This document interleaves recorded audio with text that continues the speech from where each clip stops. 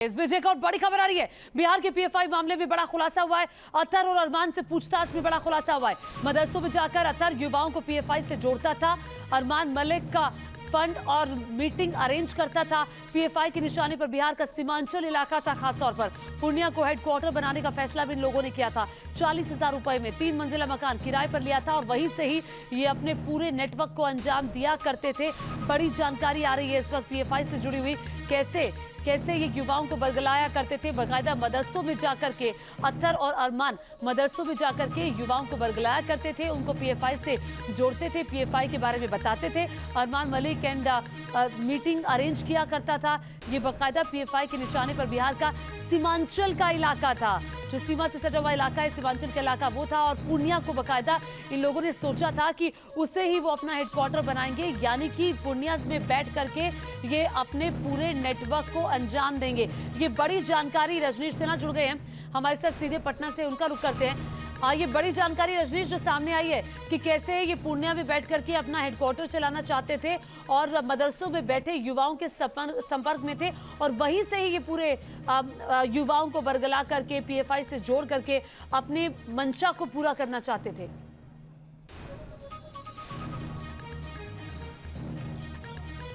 देखिए जो तो इसमें कोई दो मत नहीं कि 48 घंटे की जो पूछताछ हुई 16 जुलाई से 18 जुलाई के बीच, इसमें कई जानकारियां निकली हैं। 48 घंटे में 36 घंटे पूछताछ हुई है। जो हमारे पुलिस के सोर्सेज बता रहे हैं कि अतहर से और अरमान से 36 घंटे तक पूछताछ हुई है। 48 घंटे में कई बार अलग अलग इनसे पूछताछ हुई, आमने सामने बैठाकर पूछताछ हुई। और खबर ये मिली कि अतहर जो था वो लगातार जो मदरसों में जाकर और उन इलाकों में वो जाया करता था जहाँ के लोग बहुत पिछड़े हैं आर्थिक रूप से, वहाँ अशिक्षा है, बेरोजगारी है। उन्हें पैसे का लालच, बेहतर कैरियर का लालच देकर जोड़ा जाता था संगठन से, उन्हें ट्रेन किया जाता। 15,000 युवाओं को अभी तक ट्रेनिंग देने की बात आई है सामने। सीमांचल के इलाके इनके निशाने पे होते थे, चूंकि वो मुस्लिम बहुल इलाके हैं, नेपाल और बांग्लादेश वहां से निकलना आसान होता था। तो सीमांचल के अलावा मिथिलांचल का जो कुछ इलाका है, दरभंगा और मधुबनी का, उसके अलावा अररिया, किशनगंज, कटिहार, फॉरबिसगंज, इन इलाकों में इनकी पैठ ज़्यादा थी। पटना और मुजफ्फरपुर में अमूमन ये हाई लेवल मीटिंग किया करते थे। जो इनके बाहर से लोग आते थे, केरल से, दक्षिण कर्नाटक से और हैदराबाद से, उनकी मीटिंग जो है वो पटना के आसपास के इलाकों में होती थी या मुजफ्फरपुर में होती थी। पूर्णिया में बड़ा हेडक्वार्टर बनाने जा रहे थे। 3 मंजिला मकान इन्होंने 40,000 रुपये के पे ले लिया था। ये जानकारी भी हमारे पास आई है। पूछताछ में पता चला है कि ये लोग वहां बेस बनाना चाहते थे ताकि वो जो कैपिटल है वहां से दूर रहें, लोगों के नजर में नहीं रहें, अपने लोगों के बीच रहें और सीमा के नजदीक रहें। ऐसी कई जानकारियां निकल के सामने आ रही है। एक बिजनेसमैन है, उसी इलाके के जो लगातार इन्हें फंड किया करते थे, उनके बारे में जानकारी मिली है। जो हेडक्वार्टर था वहां से एक रजिस्टर मिला है जिसमें कई नाम, फोन नंबर और एड्रेसेस हैं।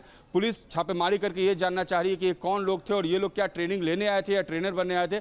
तो जो थी तमाम जानकारियां पूछताछ में निकली और धीरे-धीरे और बातें सामने आती जाएंगी। कि अब तक ये कितने मदरसों में गए, कितने युवाओं से इन्होंने बात की, पीएफआई के बारे में बताया?